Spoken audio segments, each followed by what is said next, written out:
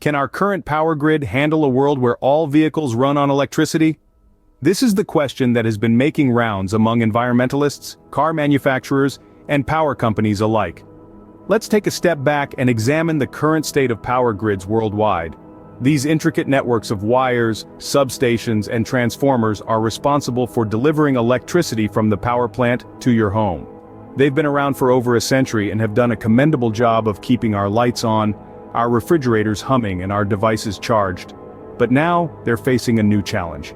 The rise of electric vehicles.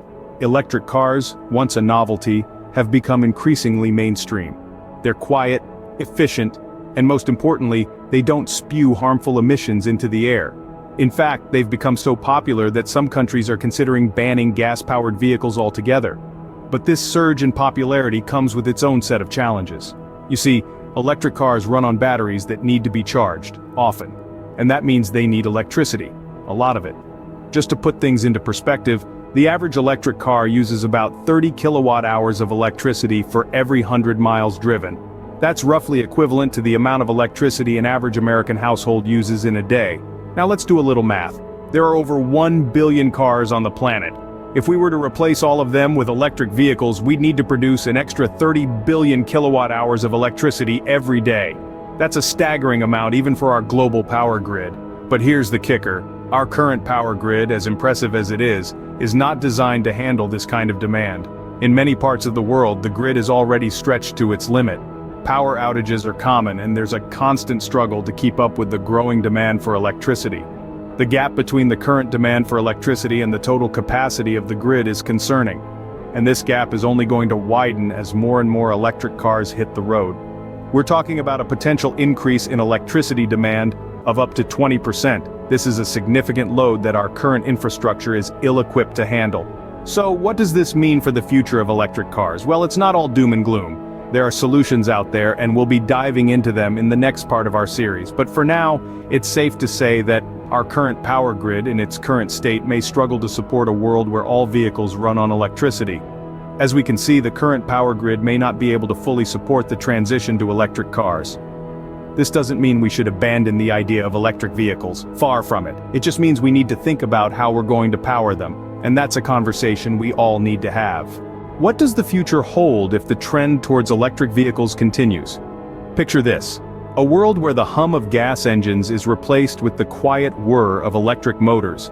A world where the smoky exhaust of internal combustion engines is replaced with the clean, efficient power of electricity.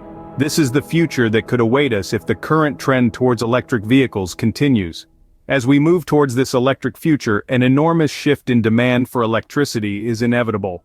Imagine the millions of electric cars plugged in each night, charging for the next day's commute. The demand for electricity is projected to skyrocket.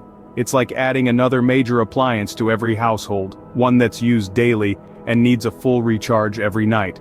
But let's not forget the potential benefits of this transition. Reduced carbon emissions and improved air quality are perhaps the most significant. Electric cars produce zero tailpipe emissions, which means cleaner air in our cities and less impact on our climate. We could see a significant reduction in the number of premature deaths caused by air pollution. Our skies could be clearer, our lungs healthier, and our planet more sustainable. With the increased use of electric cars, we could also see a reduction in noise pollution. The quiet hum of an electric engine is a far cry from the roar of a gas engine. Picture peaceful city streets where conversations can be had without shouting over the noise of traffic. However, a future dominated by electric cars also presents challenges, particularly for our power grids. As we said earlier, these grids were designed for a different era, and before electric cars. So as we transition to electric vehicles, these grids will need to be upgraded and expanded to handle the demand. This means not just more power generation, but also more efficient transmission and distribution of electricity. It means smarter grids that can balance demand and supply, and can store excess power for when it's needed. It means grids that are resilient, able to withstand the increased load and the fluctuations in demand that come with electric vehicles. This is a significant challenge. It will require substantial investment in infrastructure and technology. It will require planning and coordination on a scale we've not seen before. But it's a challenge that we must face if we are to realize the benefits of an electric future. In conclusion, the potential future of electric vehicles is both exciting and daunting. It promises cleaner air, quieter streets, and a more sustainable planet. But it also presents significant challenges, particularly for our power grids. These grids will need to be upgraded and expanded to handle the increased demand, a task that will require substantial investment and coordination. The potential benefits of electric cars are significant, but so are the challenges they present to our power grids. What are the challenges we face in adapting our power grids to support electric cars, and how can we address them? As we look towards a future where electric cars rule the roads, our current power grids may struggle to keep up. The first challenge is the need for upgrades. Now picture all those EVs plugging in at night. Suddenly that one lane is jammed with traffic. Peak demand can put a strain on the grid, especially if relying heavily on fossil fuels for electricity generation. To support the increased load from electric vehicles, these grids need to be modernized. This involves not just replacing old equipment, but also implementing new technologies to improve efficiency and reliability. It's a substantial undertaking that requires significant investment in both time and resources. The second challenge is increased capacity. As more and more people switch to electric cars, demand for electricity will skyrocket.